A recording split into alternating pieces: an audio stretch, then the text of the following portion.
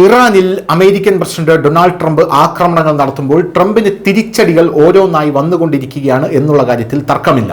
ട്രംപിന് കോടതി തിരിച്ചടി കൊടുക്കുന്നു. ഇപ്പോൾ രാജ്യത്തിനെമ്പാടും ട്രംപിന് തിരിച്ചടി ലഭിച്ചുകൊണ്ടിരിക്കുന്നു. അതിനിടയിൽ അമേരിക്കയിൽ വലിയൊരു കൊടുങ്കാറ്റ് വന്നടിച്ചു എന്നുള്ള റിപ്പോർട്ടുകളൊക്കെ നമ്മൾ കണ്ടതാണ്.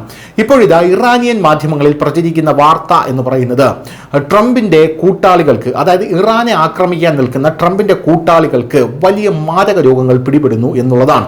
ഈ മാരക രോഗങ്ങൾ പിടിപെടുന്നത് ദൈവത്തിന്റെ ശിക്ഷയാണ്, അല്ലെങ്കിൽ ദൈവത്തിന്റെ കോപമാണ് എന്നുള്ള രീതിയിലാണ് ഇപ്പോൾ ഇറാനിയൻ മാധ്യമങ്ങൾ ഇത് പ്രചരിപ്പിച്ചുകൊണ്ടിരിക്കുന്നത്. ഇതിന്റെ കാരണമായിട്ടുള്ള വാർത്ത എന്ന് പറയുന്നത് ഡൊണാൾഡ് ട്രംപിന്റെ ചീഫ് ഓഫ് സ്റ്റാഫിന് സ്തനാർബുദം ഉണ്ട് എന്നുള്ള റിപ്പോർട്ടുകൾ പുറത്തു വരികയാണ്. ആ സ്തനാർബുദം ഉള്ളത് ഇപ്പോൾ മൂർച്ഛിച്ചിരിക്കുകയാണ് എന്നുള്ള റിപ്പോർട്ടാണ് ലഭിക്കുന്നത്.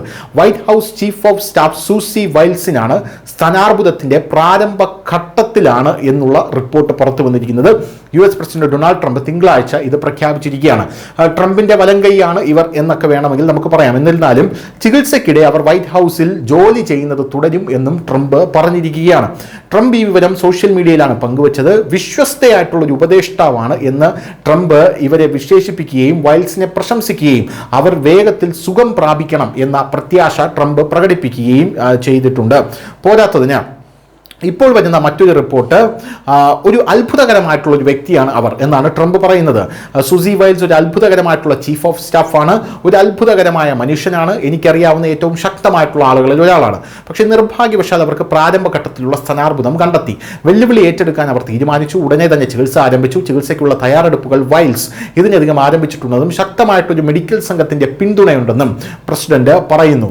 ട്രംപ് പറയുന്നത് അവരുടെ മെഡിക്കൽ ടീം അതിശയകരമാണ്. ചികിത്സയ്ക്കിടെ അവർ മിക്കവാറും മുഴുവൻ സമയവും വൈറ്റ് ഹൗസിൽ ചിലവഴിക്കും. വൈൽസിന്റെ ഭരണത്തിലെ ഏറ്റവും വിശ്വസ്ത ഉപദേഷ്ടാക്കളിൽ ഒരാളായും ട്രംപ് വിശേഷിപ്പിച്ചു. ചികിത്സയിലൂടെ പ്രവർത്തിക്കുമ്പോഴും സ്നേഹത്തോടെയും മികവോടെയും അവർ എൻ്റെ ജോലി ചെയ്യുന്ന ഒരു വ്യക്തിയാണ്. അവരുടെ ശക്തിയും പ്രതിബദ്ധതയും എന്നെ അതിശയിപ്പിക്കുന്നുവെന്നാണ് ട്രംപ് പറഞ്ഞിരിക്കുന്നത്.